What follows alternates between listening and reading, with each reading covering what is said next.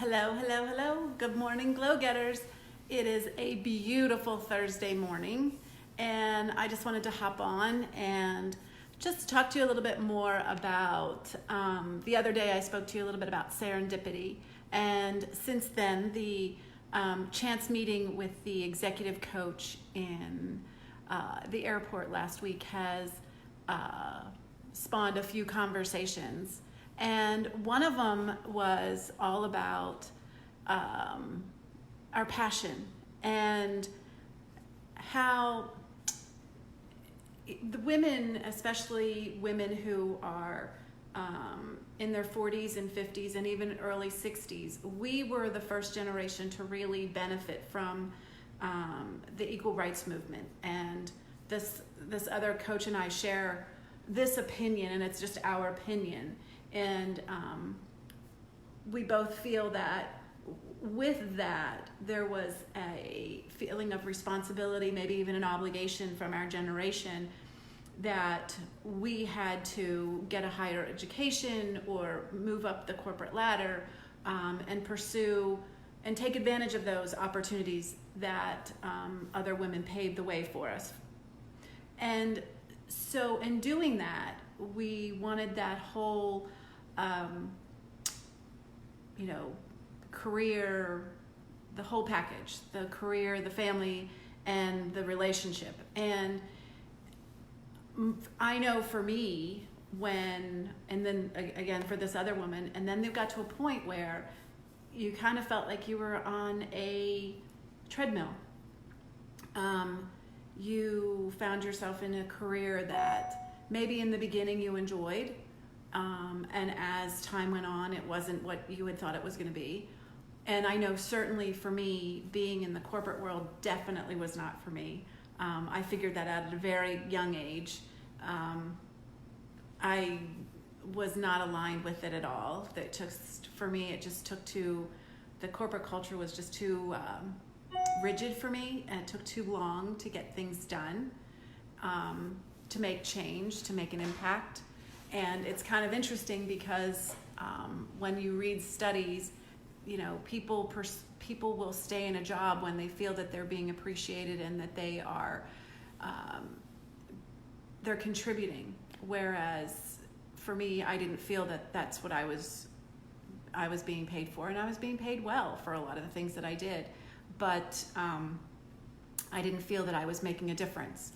And then starting my own business at the age of 30 and having my own business since then, I've always felt that I've been able to have a more flexible, not always, because there were times where I couldn't be flexible just due to constraints of having your own business at times.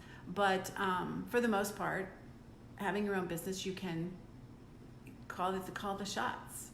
And then you hire people, you bring people on and put them on your team that are better than you and that are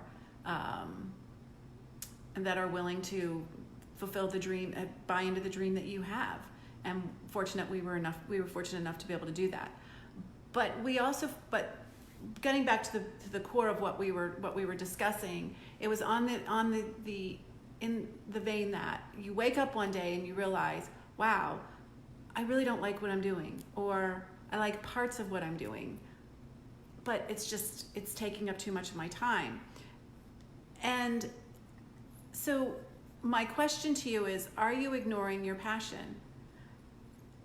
And the reason that I'm saying that is right now, where we are today with communication channels wide open, what is it that you would do if money was not an object? What would you do? What is there a business you would pursue? Is there a charity that you would build? Is there something that you would do other than what you're doing now, if you knew you could replace that income that you're getting from your corporate job, if that's what you're doing? And are you working your passion?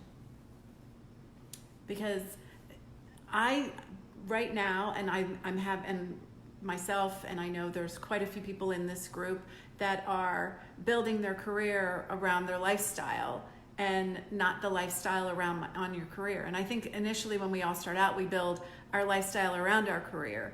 And then as you get older, you start to realize, hi Jenna, thanks for watching, that, you know, it's better to be in alignment with what you're doing as your career than it is just to be doing something for the paycheck.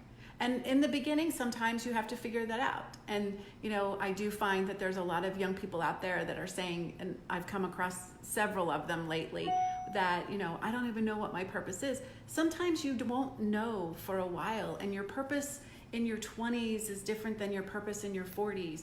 And I do feel that as you grow older, that your purpose, you know, as your life goes on, your purpose changes, but it becomes more clear in your 40s and 50s that this is what your path is supposed to be.